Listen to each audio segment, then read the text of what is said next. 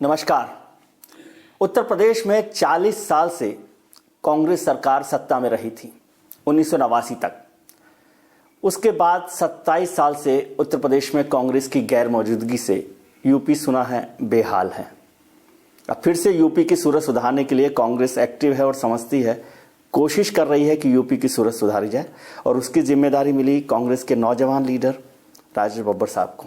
राजेश बब्बर साहब हमारे साथ हैं, प्रदेश कांग्रेस के अध्यक्ष भी हैं।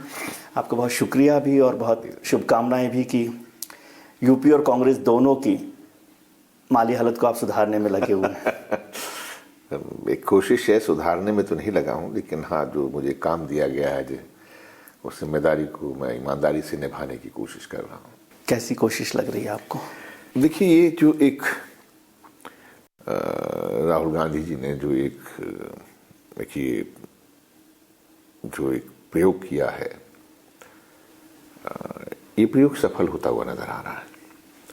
जमीन पर एक भरोसा, एक विश्वास जो है जनता को के समक्ष आ रहा है। सर, कांग्रेस इतनी मजबूत पार्टी क्यों है कि जब भी वो नहीं होती है तो चाहे वो स्टेट हो चाहे देश हो, वो कमजोर हो जाता है। तो बस आप गए और बेहाली शुरू होने लगी। 1989 में कांग्रेस गई उत्तर प्रदेश से, और वहाँ से आपने 27 साल का कैलेंडर बना दिया कि 27 साल यूपी बेहाल। कांग्रेस मजबूत पार्टी है तो वो देश को भी मजबूत बनाती, उत्तर प्रदेश को इतना मजबूत बनाती कि आप 27 साल नहीं रहते तो भी राज बब्बर साहब कहते कि देखिए, हमने 27 साल पहले जांच यूपी को छोड़ा था, उतना मजबूती आज यूपी है। मुझे भाई, आपने बहुत अच्छा सवाल का अंदाज जो है रखा है। मुझे ये कहना चाहिए कि आपने बखूबी एक बात कहने की कोशिश की है, और उसका उत्तर देने से पहले मैं ये कहूँगा कि कहीं ना कहीं एक अहम आ गया था, और उस अहम ने एक मजबूत आपकी जो एक सोच थी उसके अंदर जो है कहीं ना कहीं कमजोरी ला दी थी। यानी कुर्ते कड़क हो गए थे, लेकिन जो एक संपर्क था, एक जो कनेक्ट था, वो टूट गया, वो कमजोर हो गया, जिसको राहुल गांधी ने दोबारा से उसको खड़ा किया। अहम तो लीडरशिप में आता है ना सर। मैं उसमें लीडरशिप की बात, लीडरशिप तो एक, अगर दिल्ली की लीडरशिप को हम देखें तो सिर्फ उससे ही काम नहीं बात बनती। उत्तर प्रदेश का हर व्यक्ति अपने आप को बड़ा लीडर मानता था। और जिन जिन प्रदेशों के अंदर ऐसा हुआ है कि जब लीडरान ने ये सोच लिया कि हम वर्कर से या हम कार्यकर्ता से बड़े हैं, वहाँ जो है पार्टियाँ, कोई पार्टी भी क्यों ना हो, वो कमज़ोर हो जाती है जी। और ये चीज़ जो है कांग्रेस के साथ में हुई, क्योंकि कांग्रेस पार्टी बड़ा वृक्ष की तरह से है। मुझे लगता है कि कांग्रेस में बहुत सारा जो लीडरशिप है या कार्यकर्ता है, वो राहुल गांधी पे भरोसा करता है। वो समझता है कि वो उनके लीडर हैं, उनकी बात को सुनना चाहता है। लेकिन आपको लगता है कि राहुल गांधी को खुद पर भरोसा है? आप मुझसे सवाल कर रहे हैं? जी। मेरे ख्याल से इस सवाल की जरूरत नहीं जी, क्योंकि कांग्रेस का मतलब, देखिए, आपने सवाल का जवाब खुद दिया है, जिसका 70% जो अंश है आपने इस सवाल के जवाब का दिया है कि यहाँ का कार्यकर्ता, यहाँ का नेता ये मानता है कि राहुल गांधी लीडर है। 30% जो है राहुल गांधी, आपने पूछा कि क्या वो इस बात को मानते हैं, उनके अंदर इस बात का एहसास है या कॉन्फिडेंस है। मैं यही कह रहा हूं कि ये एक चीज जो है लीडरशिप के अंदर, जो बहुत दिनों से किसी भी लीडर के अंदर, किसी भी पार्टी के आप लीडर को देखिए, उसके अंदर ये अहम हो जाता है कि 70% लोग मुझे लीडर मानते हैं जी।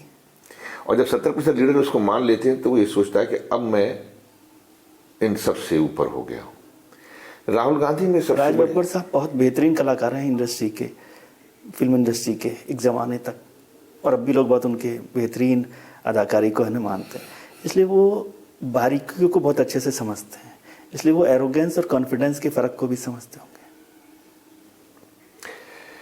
मैं कॉन्फिडेंस नहीं है, इसको एरोगेंस के नहीं होने की पॉजिटिविटी पर नहीं देख सकते ना। कतई देखना भी नहीं चाहिए, और मैं नहीं समझता हूं कि राहुल गांधी एरोगेंट नहीं है। मैं तो हम ही कह रहे हैं, उलट बात कह रहा हूं मैं कि जिसे आप कह रहे हैं कि एरोगेंस नहीं है उसे लोग कॉन्फिडेंस नहीं होना कहते हैं। आप नेगेटिव चीज को पॉजिटिव लाइन तक ले जा रहे हैं, बहुत अच्छी बात है। मैं उसी बात पर आगे चलना चाह रहा था। मैं नाम नहीं लेना चाहता, लेकिन आज की तारीख में एक बहुत सरकारी पार्टी है, उसका बहुत बड़ा एक नेता है जो बहुत, आप देखिए आज उनकी चिंता उनको करनी नहीं, मैं चिंता की बात नहीं, मैं एग्जाम्पल के लिए देखिए आज ठीक है, समाज को समझाने के लिए हम किताबी बात करेंगे, लंबा हो जाएगा शब्द, और मैं नेचुरली बहुत खुल के उसके शब्दों में नहीं बोलना चाहूंगा। लेकिन आप देख लीजिए कि आज उन्हीं के लोगों के अंदर ये हो गया है कि वो अपनी बात कहते हुए डरते हैं, कपड़े पहनते हुए डरते हैं कि उन्हें क्या पहनना है, क्या नहीं पहनना है, क्या कहना है, क्या नहीं कहना है, वो अपनी मांग रखें या ना रखें, क्योंकि उसमें एक एहसास हो गया है कि जो है वो है, उसके बाद में सब है। और वो लीडर को भी इस बात का एहसास है कि आप मेरे बिना कुछ नहीं हो, जो मैं हूं मैं। राहुल गांधी में ये नहीं है। आप उसे कॉन्फिडेंस कहते हैं, एरोगेंस कहते हैं? मैं एरोगेंस कहता हूँ उसको। और राहुल गांधी में जो नहीं है उसे आप कॉन्फिडेंस नहीं होना कहते हैं या एरोगेंस नहीं होना कहते हैं? मैं राहुल गांधी की इस कनेक्ट को कॉन्फिडेंस कहता हूँ, और यही कांग्रेस को बचाएगी। एक पूरा परसेप्शन बदल गया देश का कि अब कांग्रेस बड़ी पार्टी नहीं है, कांग्रेस राष्ट्रीय पार्टी नहीं है, कांग्रेस मजबूत पार्टी नहीं है, और उसको कहीं खड़े होने के लिए जरूरत है। यूपी में खड़ा होना है तो साइकिल पर बैठना पड़ेगा।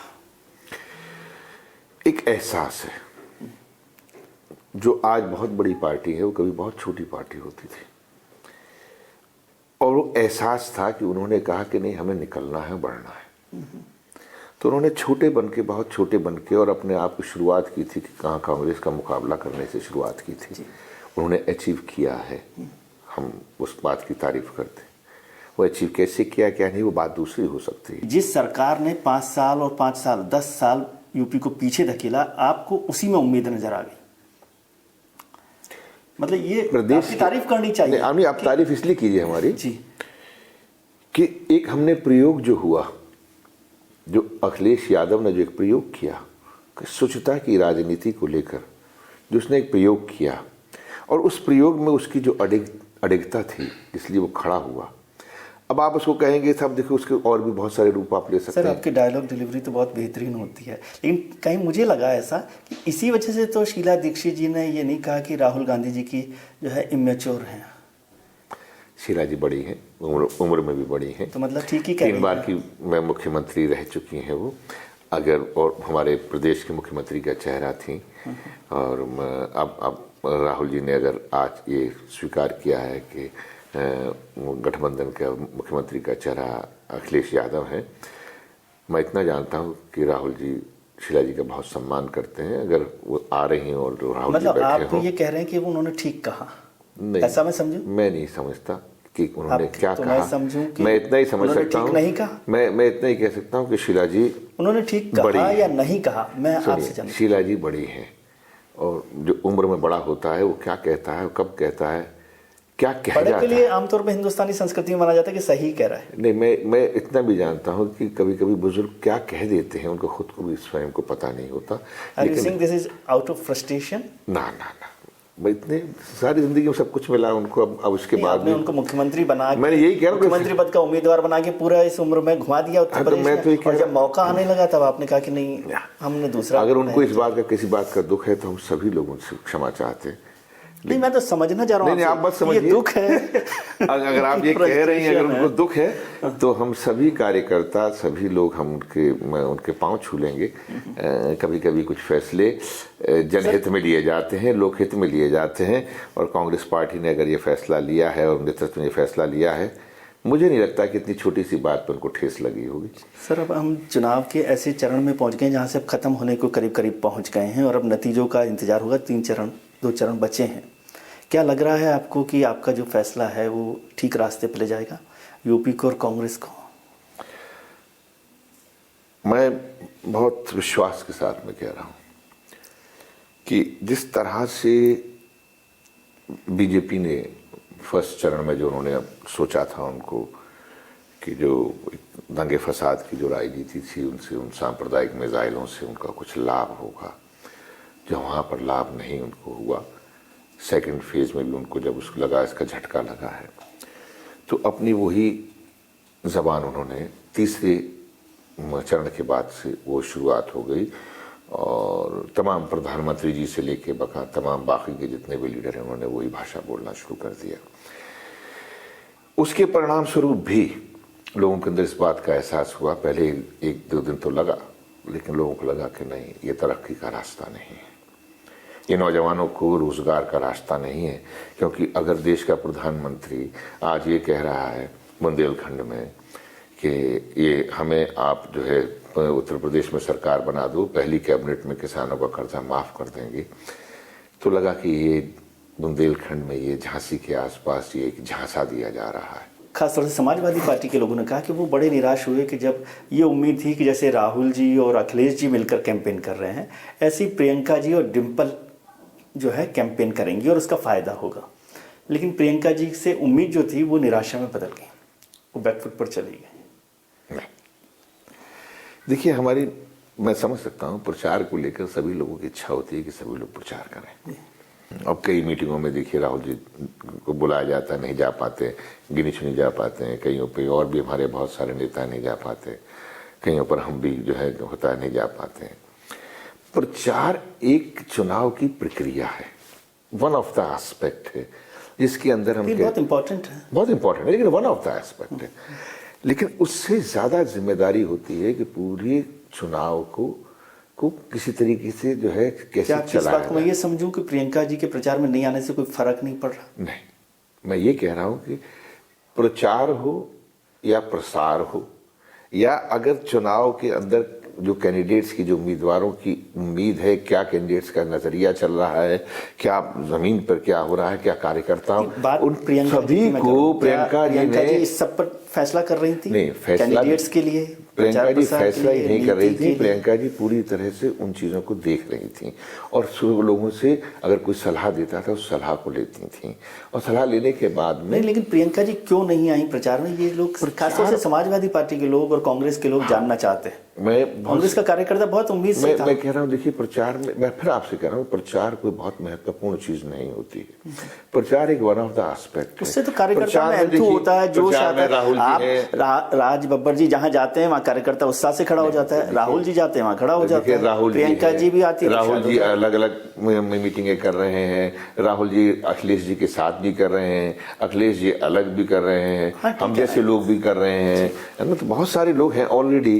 तो वैसे ही जो इसको यही समझूं मैं कि मतलब उनके नहीं आने का कोई फर्क नहीं पड़ा इस प्रचार में, आप ये कह रहे हैं? मैं ये मानना है, अगर आप ये कह रहे हैं फर्क नहीं पड़ा, मुझे आपकी बात से ऐसा लगा। मैं ये कह रहा हूँ, आप कह रहे भाई नहीं आई, ठीक है, कोई बात नहीं। मुझे ये लग रहा है कि प्रचार में बहुत सारे लोग होने के बाद ऐसा लगा कि अभी प्रियंका जी को देखिए एक दिन आई और सब पूरा एक माहौल बन गया। एक दिन आती इतना जबरदस्त माहौल बना कि बीजेपी के लोग 5 दिन तक उसके बारे में, तो फिर ज्यादा आ जाते, इसीलिए ना कि ज्यादा आने से जो है ना, अब एक दिन में 5 दिन के लिए बीजेपी जो है थरथराना शुरू हो गई, जवाब देना शुरू। आपने बीजेपी के डर से उनको मना कर दिया? नहीं, बीजेपी के डर से नहीं, बल्कि हमने बीजेपी के डर से, मतलब बीजेपी डर गई है इससे आपने, मैं इतना हित चिंतक आप बीजेपी नहीं, हम बीजेपी के हित चिंतक नहीं, बल्कि हमें अपने कार्यकर्ताओं के अंदर जो उत्साह है, हम चाहते हैं कि तमाम वो उत्साह को बना रहे, क्योंकि प्रियंका जी जब एक शब्द बोलेंगी तो अपने आप आगे चलना। तो नहीं है कि नतीजे आपको दिखते हैं,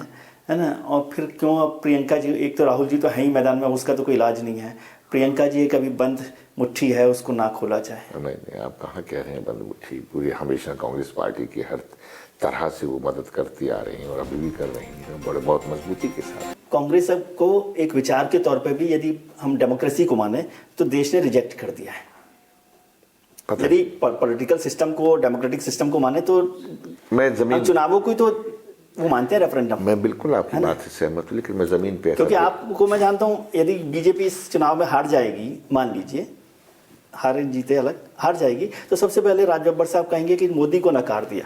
आप देखिए स्मार्ट सिटी की बात भूल के मुर्दा घाट पे आ गए।